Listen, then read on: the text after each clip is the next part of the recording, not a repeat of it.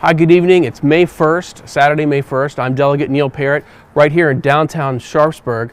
You may have heard, but today we issued a lawsuit against Governor Hogan. It was Delegate Cox, myself, about 10 pastors. We had military people who can't get their medical supplies on the lawsuit as well. Very concerning situation, and I wanted to talk to you a little bit by video tonight, just to let you know some of my thoughts, why we decided to go this direction. But before I do, I want to talk about where I am. I'm in downtown Sharpsburg, and every year we have a Memorial Day parade. It goes right down this street.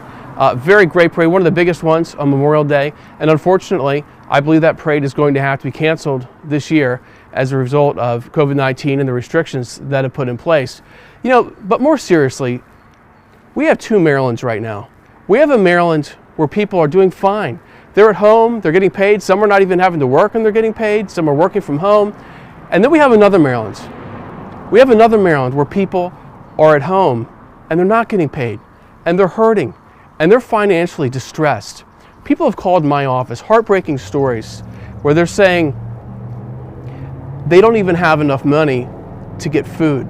They're begging us, how can we get an unemployment check? They've been calling the unemployment office and they've been on hold. Some for 11 hours, one person for 8 hours, then after 8 hours got hung up on. No results. You know, I'm thankful for Governor Hogan for what he's trying to do. He's trying to streamline that process. But why didn't we bring people like from the MVA or from some other offices? We knew there was going to be a shortage on the unemployment. We're going to have calls, so they were going to need this help. And unfortunately, the help is just not there. But again, to his credit, he's trying to do what he can. I appreciate Governor Hogan for a lot of what he is doing. But why the lawsuit? I'm going to get to that in just a minute. Before I do, those people who are hurting, one of the reasons I picked this restaurant right out here, it's a restaurant tavern. It's called Captain Binder's, downtown Sharpsburg. If you're ever here for lunch, come on down. They've got the greatest chili, award-winning chili here in Washington County, and it's right next to Antietam Battlefield. But one of the reasons I wanted to highlight, he is normally open 16 hours a day, 7 days a week. Because of COVID-19, he's only open 4 hours a day, 6 days a week. You know, right across the border, we are not far, we're about 2 miles from the West Virginia border right here. They are opening up fully on Monday. They're opening up. How is he going to compete against those restaurants and taverns in West Virginia right here? He is hurting. He's told me that he's thankfully okay right now. He's going to be able to stay in business. But if this goes for much longer, he's going to not be able to be here. And I am worried for so many businesses that are shuttered right now. They're not allowed to work. They're not deemed essential. And they're never, ever going to open their doors again. That bothers me. Why have we created a system where it's essential, non-essential, where the non-essential could practice the same types of things as the essential businesses are? They could maintain the 6 feet. They could maintain having masks or different things. They could be opened.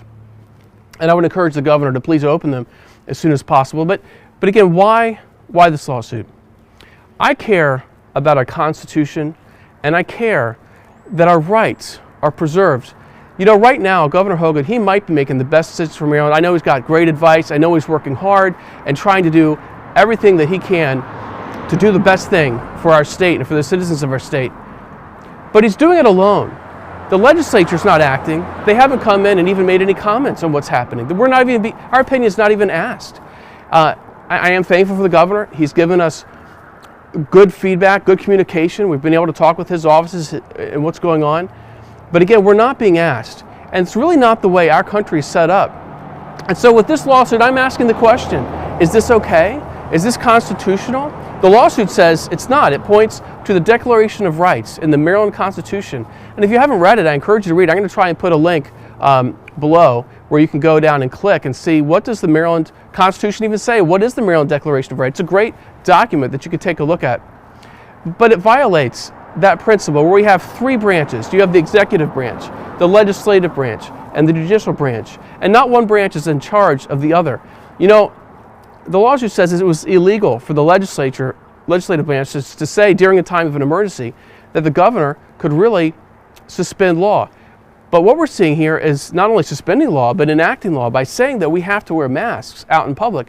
That's enacting a law, and that goes beyond the authority, I believe, that the legislator gave to the executive at the time. You know, and this is not just a Maryland problem. This is a problem around the whole United States, where governors are taking power that is not theirs. You know what really bothers me the worst is the precedent. What precedent are we setting? And are we conditioning people in the United States to be accepting of practices that a communist country might have? Accepting of practices that saying, okay, we're in charge, we know best, do what we say. You know, this is the land of the free, the home of the brave. And that's one reason I went forward with this lawsuit. Now, we also look at religious services.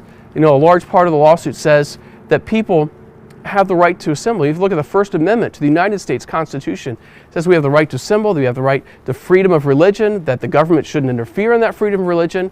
And yet here in Maryland, we're being dictated to as exactly how you can hold services. Now, I think it's wise. A lot of what's coming out from the governor's office is wise. And I think most churches would say, you know what, yeah, we are going to do services from home, and we're going to go ahead and have maybe broadcasting from video. But you know, some places can't do that. Some places don't have internet like other parts of the state, and some churches are very, very small. Why couldn't they get together 15, 20 people? You know, a lot of churches in Maryland are that small. As long as they maintain the 6-foot distance, I think that makes sense. Now, I do want to talk about another thing. We're setting up two very different, distinct groups, and that's not American, where you say you're essential, so you get to have benefits. You're non-essential, you don't get to have benefits. And what am I talking about? Just this last week, Governor Hogan said that if you want to get a haircut, you can, if you're essential. So all the essential people can go to the barbershop, they can get their haircuts, as long as they have a note from their employer saying that that's part of what they need as the dress code, is to get their haircut, they can do that. Everyone else, no haircut for you because you're non-essential. So you're gonna have to rely on the Flowbee. I mean, that was the thing when I was a kid, where it has a little fan thing, like you try and do it yourself, or people like grizzly bears. I mean, you know what? This is not the America that I know. It's not the America that I grew up in, and it's not America that I want to ever see happen again. And that's one reason I said, you know what? I need to sign on to this lawsuit. I'm very thankful for Delegate Cox. He has spent literally hours and hours and hours, weeks, getting this lawsuit together. He's worked with another attorney in Montgomery County. Many people have signed on. We've got 10 pastors. We have 2 military people who are not able to get their medicines and have other concerns. The lawsuit also has a business owner that's really, really being hurt. It's a KOA, a campgrounds. And I've heard not from that one, but I've heard from other campgrounds. Why aren't they essential? I mean, hotels are open and they can't be open. That doesn't make sense to me. So that's why I'm doing this lawsuit. I care, again, about our freedoms. I want to see our state move forward. I want to see us do well. I do think that a lot of these laws, they just need to be suspended. They need to be heard in court. And while they're being heard, they need to be suspended. And we need to make sure that we're following the Maryland Constitution and that we're following the U.S. Constitution. And if there are any aspects that we're not following, then we need to change that. And I want to thank you for listening. I know it's been a little while. I want to thank Captain Benders. I talked to him again earlier today. And again, if you're here, I suggest you go here.